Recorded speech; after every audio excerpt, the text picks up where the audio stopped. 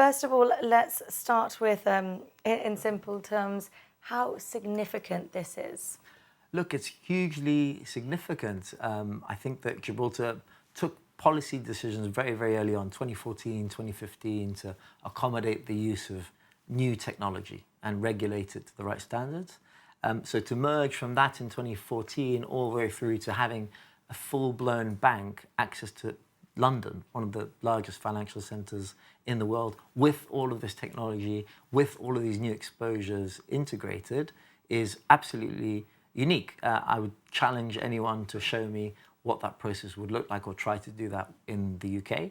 So Gibraltar's really formed itself making those very early decisions as a real and true hub, and we were absolutely delighted to be here and obviously going through that exercise and showing the world that actually Gibraltar operates to the standard that will allow you entry through that passporting mechanism into the UK is fantastic. We've talked about it in the past, but showing it happening in 2024 is material. Absolutely. Now, let's talk about the detail of it. We heard there that customers can spend like fiat in the moment. Bitcoin does take a long time to be confirmed on the blockchain. So how will they be able to spend immediately?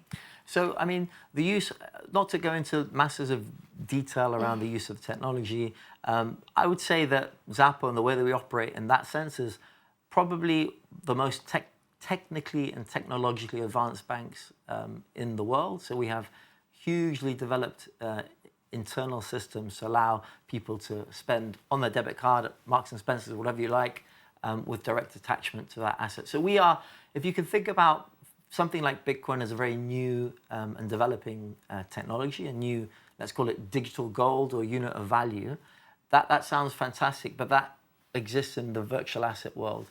So Xapo as a bank offers that bridging facility between that world and your classic spending on a card or paying for a flight or whatever it might be. So, you know, people who are buying things like that a long time ago, 5 years ago, look, they were looking at different ways to hold it and to store it. And we've created in Gibraltar a really, truly regulated and secure hub for people who want to have measured and calculated exposure to that asset. So you mentioned spending. Could we just use this in when doing our shopping, for example? It's that universally accepted?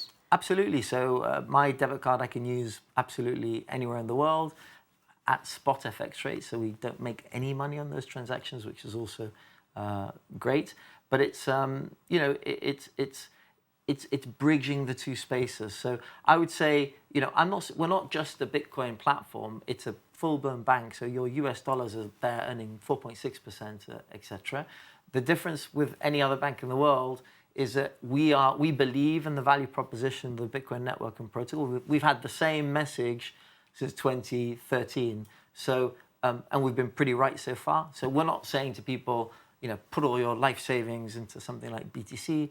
We are saying you could put 1% or 3% of those savings, expose it to something that does have risk.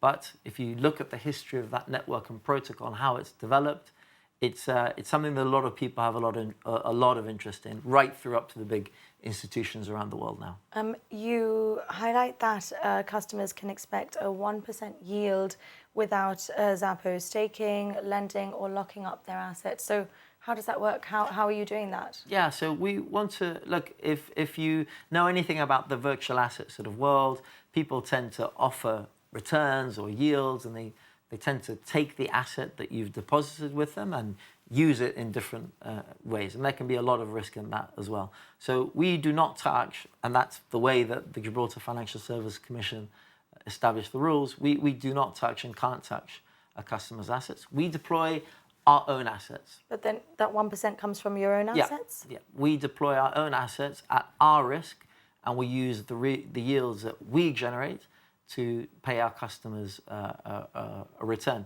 So we want people to feel that sense of security and trust, and that's why we're willing to put our assets at risk to do that and to show it.